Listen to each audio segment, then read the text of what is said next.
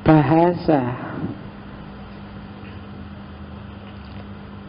Bahasa posisinya penting dari kalau tadi kamu ingin jadi dasain, orang yang otentik, orang yang tampil jadi dirimu sendiri, satu-satunya kendaraan adalah bahasa. Bahasa adalah mediamu, bahasa adalah rumahmu. Kalau bahasanya istilahnya Heidegger, bahasa adalah kendaraanmu untuk eksis. Tidak ada satupun hal di dunia ini yang keluar dari rumah yang namanya bahasa. Gak ada. Kamu mikir itu sebenarnya kategori-kategori yang kamu pakai bahasa. Kamu melakukan sesuatu itu juga bahasa. Gak ada yang gak bahasa. Kalau saya gini apa namanya? Garuk-garuk, gatel. Bahasa kan? Garuk-garuk itu bahasa, gatel itu bahasa. Kalau nggak percaya kamu coba lihat ya. Mikir itu sebenarnya juga bahasa. Kamu mikir misalnya, enaknya setelah lulus mau ngapain ya? Loh itu kan bahasa. Enaknya itu bahasa, lulus itu bahasa, mau ngapain itu kan juga bahasa. Begitu kamu tahu bahasanya, biasanya kamu paham dan bisa memakainya untuk berpikir. Kalau misalnya tak tanya, sebut satu hal yang tidak ada bahasanya, kamu kan mesti pening. Lalu kalau begitu bisa kamu sebut, ya berarti sudah ada bahasanya. Ada loh Pak yang tidak terbahasakan. Cinta, lihat kamu ngomong cinta, itu berarti sudah ada bahasanya. Gitu. Kalau nggak bisa dibahasakan sama sekali, nggak akan bisa dipahami. Susah Pak mengungkapkannya, berarti kamu nggak paham. Gitu loh. Iya kan? Kalau kamu paham pasti bisa mengungkapkan. Saya hanya bisa merasakan Pak, tapi iya berarti kamu nggak paham. Akhirnya kan ini kerinduan ini nggak bisa diungkapkan. Lah ya kerinduan itu ungkapannya. Kan banyak puisi-puisi, cintaku padamu tidak bisa diungkapkan. Lah ya itu ungkapannya. Gitu loh. Kalau nggak bisa diungkapkan, orang nggak bisa paham. Kamu sendiri juga kalau nggak bisa mengungkapkan berarti belum paham. Gitu loh. Maka bahasa adalah rumahnya being. Orang mikir pakai bahasa, orang melakukan apapun pakai bahasa. Ini kamu sebut ngaji, yaitu bahasa. Ngajinya ngaji filsafat karena itu kan istilah-istilah ada yang di pikiranmu, bahkan bukan apa-apa pun juga termasuk bahasa. Rasa apa bisa dibahasakan? Ya bisa. Dia akan kamu jelaskan. Misalnya gimana Pak rasa pedas itu? Ketika kamu ngomong pedas itu berarti kan ada istilah bahasa yang mewakilinya. Maka kamu bisa mengungkapkan. Kalau katanya Wittgenstein, yang sama sekali tidak bisa dibahasakan. Kalau ada orang yang tidak bisa, ini hanya yang alami yang bisa, ya nggak usah didiskusikan. Berarti kita tidak sedang ngomong tentang pengetahuan. Kalau itu pengetahuan, pasti hubungannya sama bahasa. Oke, sudah 9:30. Ini terakhir. Ini ringkesannya being and time. Sein und Zeit. Kita lihat ya. Kelihatan kalau di sini agak buram, saya ngadep ke sana. Jadi lihat, realitas ini kita sebagai manusia berhadapan dengan tiga hal. Dasein, diri kita sendiri. Kemudian ada Mitdasein. Mitdasein itu orang lain yang juga dasein, yang juga punya eksistensi, yang juga ingin eksis sebagai dirinya. Dan berdampingan juga dengan Zuhandenes dan Vorhandenes. Zuhandenes itu alat-alat. Alat-alat itu barang di sekitar manusia yang bisa dimanfaatkan, difungsikan untuk kepentingan manusia. Kalau Vorhandenes itu benda-benda yang bukan alat, yang mungkin ada hubungannya dengan manusia tapi jauh. Ngaji ini dengan Merapi mungkin ada aja hubungannya, cuma kan jauh, nggak harus dibahas. Tapi dengan teh ini dekat. Ini mungkin alat, di antara alat ngaji. Laptop ini kan alat, maka namanya Zuhandenes. Jadi hidup kita berhadapan dengan tiga hal. Diri kita sendiri yang dituntut untuk otentik, orang lain yang juga ingin jadi dasain, dan barang-barang alam semesta, baik yang kita jadikan alat atau yang tidak kita jadikan alat. Terus biasanya muncul angst. Angst itu kegelisahan eksistensial. Ketika kamu mikir, siapa sih sebenarnya aku ini? Seperti apa harusnya aku berekspresi? Enaknya aku jadi apa ya? Dunia ini harusnya kumaknai seperti apa ya? Dan seterusnya ya sejenis itu namanya angst. Kegelisahan eksistensial. Setiap orang harus ngalami ini. Kalau belum, alamilah. Karena kalau kamu nggak ada kegelisahan, nggak ada kecemasan, nggak akan jadi dasain. Jalan untuk menyudut dasain itu kamu berhadapan dengan itu. Ada kegelisahan, ada kecemasan. Termasuk kematian tadi. Iya ya, aku manusia. Akhir diriku adalah mati. Sampai detik ini sudah sekitar 20-an tahun lebih kamu hidup di dunia. Apa yang kira-kira seandainya kamu mati yang kamu tinggalkan? Oh, itu kan kamu harus mulai gelisah. Jangan merasa bangga kamu masih muda. Sekarang yang lebih muda lebih banyak anunya. Kalau di rasio kan lebih banyak. Kalau orang tua-tua itu sudah siap mati. Yang sakit-sakit juga sudah siap mati. Cuma biasanya malah lama. Karena siap dia agak kamu yang nggak siap biasanya. Itu kan kegelisahan. Jangan-jangan kan gitu kamu. Apa yang kutinggalkan kalau meninggal? Oke. Nah, kegelisahan ini biasanya kalau kamu refleksi lebih dalam, kamu berhadapan dengan tiga hal. Pertama, berhadapan dengan masa lalu. Kedua, berhadapan dengan masa kini. Dan yang ketiga, berhadapan dengan masa depan. Masa lalu berarti kamu berhadapan dengan faktisitas tadi, berhadapan dengan fakta-fakta yang kamu tiba-tiba saja terlempar di sana. Aduh, aku kok lahir di Madura ya? Coba aku lahir di Inggris jadi bule aku. Karena lahir di Madura jadi kayak gini aku. Loh, itu kan kamu susah menghadapi. Itu faktanya, wis diakoni wae. Itu namanya faktisitas. Itu loh. IQ ku kok cendek banget ya, agak pinter dikit gitu loh. Ini Gusti Allah ngasih IQ kok kita ndak kebagian banyak ya. Nah misalnya, itu faktisitas diakoni wae, ndak apa-apa ya, kenyataannya begitu.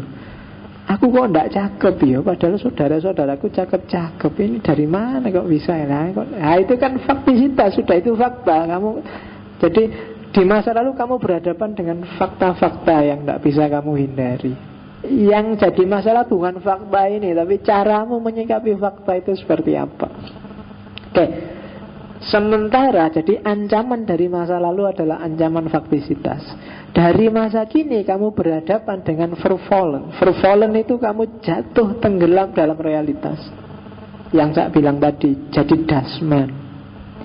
Jadi masa lalu mengancammu dengan fakta-fakta yang tidak bisa kamu hindari. Masa kini mengancammu dengan arus, dengan budaya pop, dengan kerumunan orang, dengan logika kekinian, dengan cara berpikir orang hari ini. Pokoknya yang menenggelamkan eksistensimu. Kamu bisa jatuh, tenggelam dan hilang di masa kini. Tidak eksis, tidak bisa muncul. Yang muncul sungainya, kamunya hilang. Nah, itu ancaman dari masa kini. Kamu tidak bisa jadi dasain, jadinya kamu dasman. Sementara masa depan mengancammu dengan kemungkinan-kemungkinan. Hati-hati loh ya. Besok di masa depan uang kuliah akan semakin naik. Kalau kamu nggak lulus-lulus, alamat wis. SPP-mu mundak. Mau demo, besok polisi ini ganas-ganas. Itu kan kemungkinan-kemungkinan banyak di masa depan. Hati-hati, kalau umur sekian nggak dapat pacar, itu alamat kamu sampai lulus nggak dapat. Jadi wisudamu besok sendirian loh ya. Siapkan mental mulai hari ini. Itu kan. Ya, itu namanya sorge. Kecemasan-kecemasan terhadap kemungkinan-kemungkinan di masa depan. Jadi kamu cemas menghadapi fakta, faktisitas yang tidak bisa kamu hindari. Kamu cemas menghadapi masa kini yang bisa menenggelamkan kamu. Kamu cemas menghadapi tantangan dari masa depan yang belum jelas. Nah, dari situ terus orang harus refleksi ke dalam, membaca ke dalam, first station, introspeksi diri, refleksi diri, membaca faktisitas, menerima faktisitas, kemudian memahami otentisitasmu, kemudian merancang masa depan yang kondusif buat dirimu. Itu membaca ke dalam. Jadi membacanya tidak keluar. Nah, dari faktisitas akan, setelah kamu baca, pasti akan melahirkan kemungkinan-kemungkinan eksistensial. Madura ya, tidak apa-apa lah aku Madura. Tapi Madura juga bisa gaul, Madura juga bisa top, Madura juga bisa jadi calon presiden, Madura itu kan dari situ kemungkinan-kemungkinan banyak. Ya aku jelek ya, jelek kan cuma wajah. Manusia nggak cuma wajahnya yang dilihat, bisa apanya bisa. Itu kan pembacaan-pembacaan terhadap faktisitas itu akan melahirkan kemungkinan-kemungkinan eksistensial. Kok kulitku hitam ya? Tidak apa-apa. Kulit itu kan cuma salah. Dengan kulit hitam bisa aku manfaatkan untuk tidak takut terhadap sinar matahari. Untuk wis ireng atau diapake meneh. Nah, yang takut matahari kan sing putih-putih kuwi. Nah, ireng tidak usah, tidak apa-apa, tidak butuh pemutih. Karena pemutih berapapun ya ora iso. Jadi, itu kemungkinan eksistensial. Ada banyak. Aku IQ ku rendah lah. Tidak apa-apa. IQ rendah satu variabel orang, gak cuma dari IQ-nya tapi juga dari nasibnya dan juga dari usahanya. Itu kan membaca kemungkinan eksistensial. Jadi faktanya kamu nggak bisa menghindar, tapi dari fakta itu akan ada banyak kemungkinan. Dan kemungkinan itu bisa pada akhirnya akan kamu pilih dengan mempertimbangkan kemungkinan-kemungkinan yang ada di masa depan. Oke lah. Karena bukan selalu wajah yang dicari orang. Sekarang mau kumanfaatkan tubuhku, aku tak fitness. Wajah jelek tapi body shape kan nanti banyak juga yang mau. Nah, itu pilihan sudah. Setelah kamu membaca masa depan, oh berarti di masa depan biar aku dapat. Nah, itu mix antara kemungkinan-kemungkinan yang lahir dari faktisitas dan ramalan-ramalan kemungkinanmu dari masa depan. Dari situ lahir pilihanmu, kontekstualitas. Dan pilihan itu biasanya ditentukan oleh itu yang saya lupa di sesi hermeneutik waktu Gadamer saya ngomong ada Vorhabe, Vorsicht, Vorgriff. Pilihan-pilihan itu biasanya ditentukan apa yang ada di kepala kita, Vorhabe, apa yang Vorsicht, apa yang kita lihat, perspektif kita, kacamata kita, dan Vorgriff, apa yang ingin kita raih. Itu menentukan pilihan biasanya. Yang ilmunya filsafat, pilihannya pasti beda dengan yang ilmunya komunikasi, ilmunya teknik, ilmunya yang ada di kepala. Itu namanya Vorhabe. Ada Vorsicht. Vorsicht itu apa yang dilihat. Yang melihat materi saja mungkin beda dengan yang melihat rohani, melihat spiritualitas, melihat inner beauty, itu beda. Itu namanya Vorsicht. Vorgriff juga menentukan pilihan. Vorgriff itu apa yang ingin kamu capai. Gak dapat pacar gak apa-apa, yang penting sukses jadi orang kaya. Nanti kalau sudah kaya kan urusan perempuan kayak apapun akan datang sendiri dan buktinya banyak misalnya. Itu kan Vorgriff namanya, tujuanmu untuk nyari uang dulu, kaya dulu lah. Urusan selanjutnya bisa diurus gampang. Atau mungkin beda, yang penting ilmu dulu lah, pinter dulu. Kalau pinter pengen kaya, pengen dapat pacar gampang. Itu Vorgriff. Apa yang ingin diraih. Jadi apa yang ada di kepalamu, apa yang kamu lihat, dan apa yang ingin kamu raih, itu menentukan pilihan-pilihanmu. Nah, dari pilihan kontekstualitas dengan bekal tadi, dari situlah nanti kamu akan mengada, eksis sebagai dirimu. Kalau tidak melahirkan pilihan, tidak melahirkan kontekstualitas, kamu tidak akan jadi Dasein. Dasein itu lahir kalau kamu memutuskan sesuai Vorhabemu, Vorsichtmu, Vorgriffmu. Kamu akan eksis jadi Dasein, kamu akan mengada. Ya nanti geraknya ke atas. Setelah kamu punya pilihan, setelah kamu memutuskan, setelah kamu mengada, kamu punya makna sendiri, kamu punya pemahaman sendiri terhadap realitasmu, baik realitas lingkungan sekelilingmu, realitas dirimu sendiri, maupun realitas orang lain. Dari situlah kamu eksis jadi manusia versimu sendiri. Kamu akan muncul dari tengah arus, kamu akan kelihatan sebagai dirimu. Nah, itulah ringkesan filsafat Dasein-nya Heidegger dalam Being and Time. Oke, itu Heidegger. Fenomenologi jilid 2. Ya, manfaatnya banyak Heidegger. Yang jelas persepsi dan perspektif model Heideggerian ini nanti akan masuk ke banyak tokoh, termasuk beberapa filosof Muslim kontemporer, Hasan Hanafi, Arkun, dan kawan-kawan. Cuma ya minggu depan kita tidak akan langsung jujuk ke para filosof Muslim kontemporer, tapi akan kita mulai dari filsafat Islam awal aja, dimulai dari tradisi peripatetik. Jadi minggu depan kita masuk Islam ya, setelah agak lama di barat biar nggak jenuh.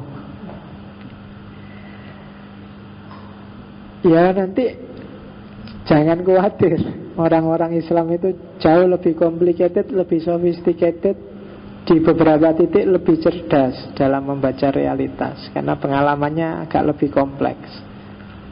Kita lihat apa yang ada di pikiran Al-Kindi, Al-Farabi, Ibnu Sina, dan kawan-kawan. Ada yang ditanyakan?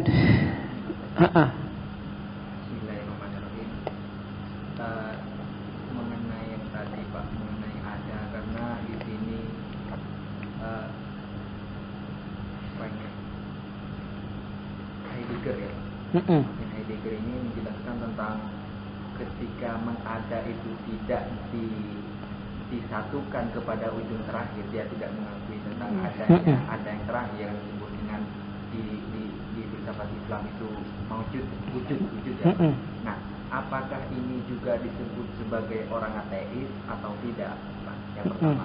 Yang kedua, kalau dia Heidegger ini mengidealkan orang-orang Yunani kuno, secara tidak langsung dia akan mematikan sains yang sudah hidup saat ini.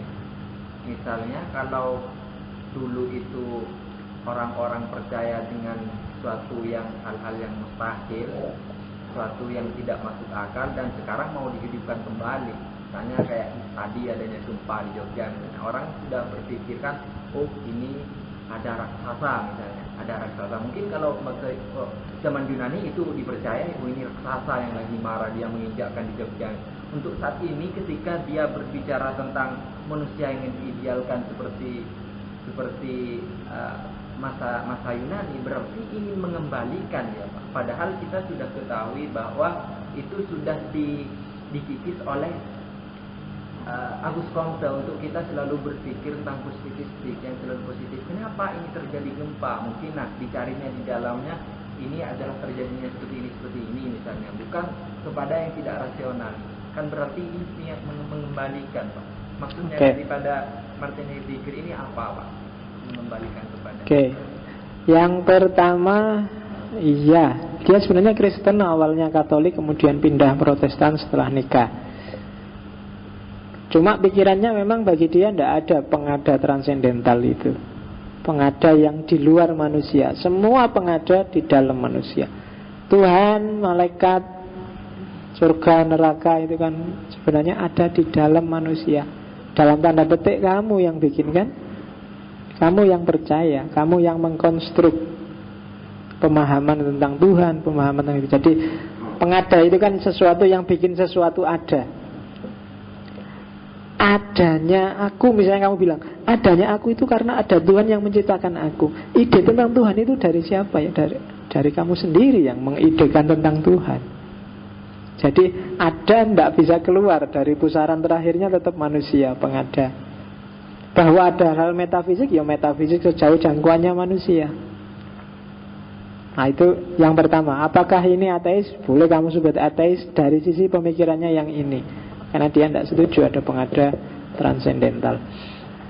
Kemudian yang kedua, yang tadi, yang apakah terus enggak, bagi Heidegger sains itu enggak keliru.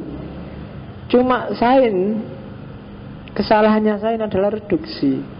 Reduksi itu sesuatu yang kompleks hanya dilihat dari satu sudut.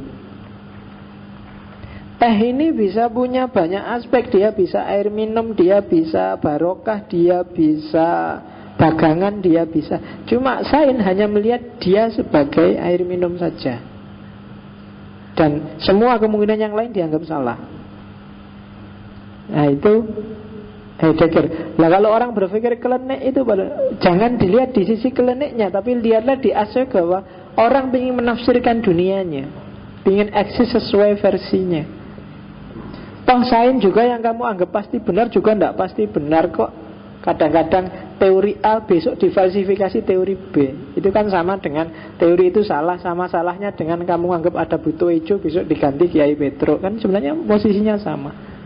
Secara eksistensial itu kan sebenarnya manusia yang ingin memahami dunianya. Jadi realitas gempa ternyata tampil bagi orang-orang tertentu ada sing bau rekso, bagi yang lain ada lempeng yang geser. Dan nggak ada jaminan lempeng yang geser ini yang paling benar dan ini yang lebih salah, nggak ada. Memang realitas tampil seperti itu dari sisi manusianya loh ya, bukan dari sisi fakta kenyataannya yang sebenarnya.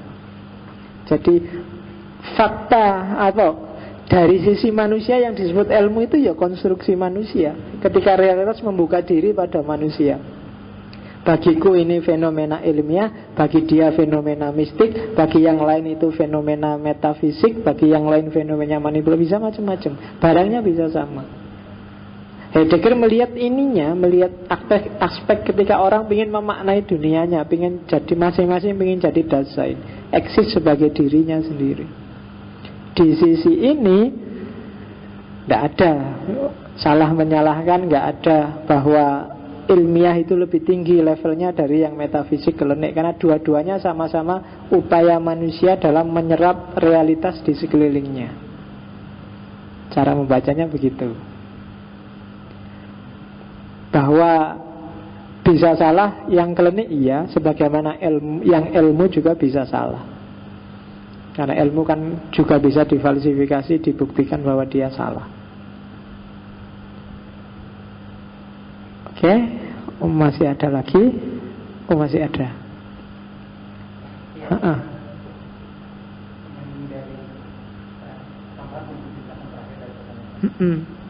Kalau bagi saya, kalau sebenarnya pada titik tertentu, Heidegger itu telah menggunakan bahasa. Itu bisa. Tapi yang menarik menurut saya tadi, kalau misalnya kita sampai pada konsep ataupun pemikiran tentang Dasein, itu membuat saya bertanya, apa gunanya? Apa maksud Heidegger mengkritik manusia modern yang dengan apa yang sudah dimiliki dia kemudian ingin mengeksploitasi alam? Kalau kita bicara dalam konteks Dasein, itu sebenarnya implikasi dari mana kemudian orang menjadi otentik, ingin mendikte fakta, ingin menguasai fakta, ingin menguasai apa yang realitas yang kemudian dilihat. Ini kan bagian-bagian definisi yang sebenarnya saya coba diungkap oleh Heidegger ketika dia sampai pada Dasein. Ini juga menjawab sebenarnya kenapa kemudian dia mendukung Hitler. Itu kan pada posisi seperti itu diposisikan sebagai manusia yang teknik yang kemudian mencoba untuk mendikte realitas, menguasai realitas. Jadi apa yang ingin saya persoalkan di sini loh, apa maksud, apa gunanya bahkan Heidegger itu mengkritik di awal-awal tentang manusia modern. Padahal yang dia kritik sebenarnya dalam pemahaman saya itu yang dia maksud dengan Dasein. Oke, jadi dia antitesis dari teorinya dia tentang mana? Saya tak bukain ya yang kritiknya terhadap manusia modern. Nah, jadi antitesis dari teori fenomenologisnya Heidegger adalah positivismenya sains modern. Dia sebagai konsekuensi konsistensi teori, dia harus mengkritik itu.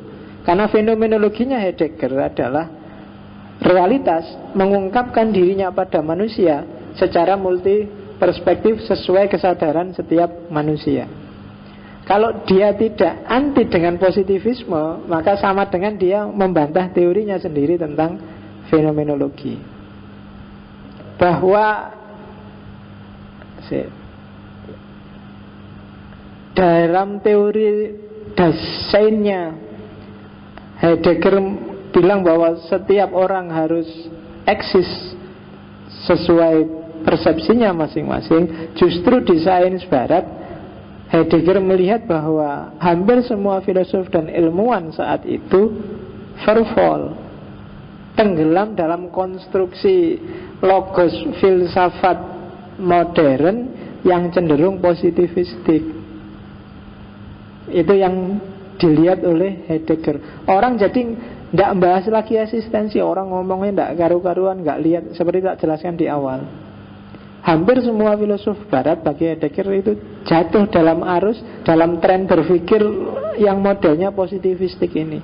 Dan itu kemudian dirintis, coba keluar dari kotak orang-orang seperti Dewey, orang-orang seperti Husserl. Itu kan keluar dari kotaknya sains barat yang positivistik, yang dimulai dari para filosof eksistensialis.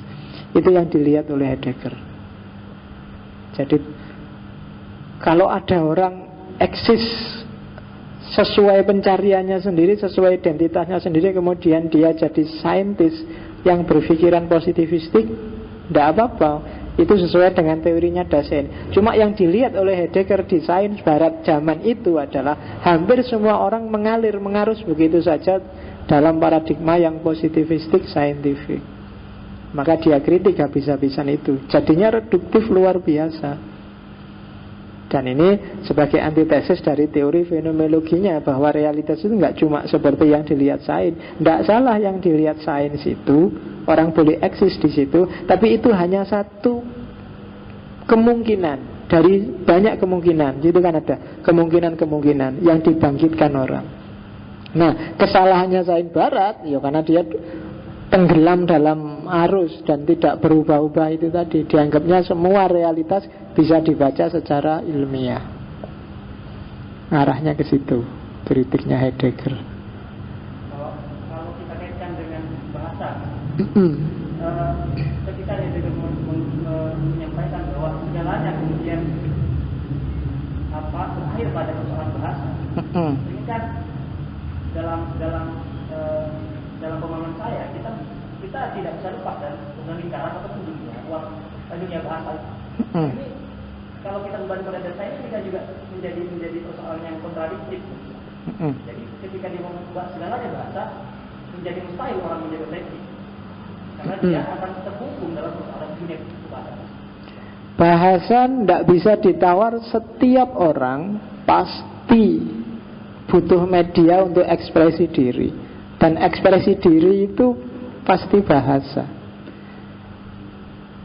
Bahasa jangan selalu dipahami sebagai kata-kata loh ya. Kalau di Gadamer dulu tak jelas bahwa bahasa itu being that can be understood is language. Jadi intinya understood-nya itu pasti bahasa. Kamu mengekspresikan sesuatu pasti dalam konteks yang bisa kamu pahami, sejauh yang bisa kamu tangkap.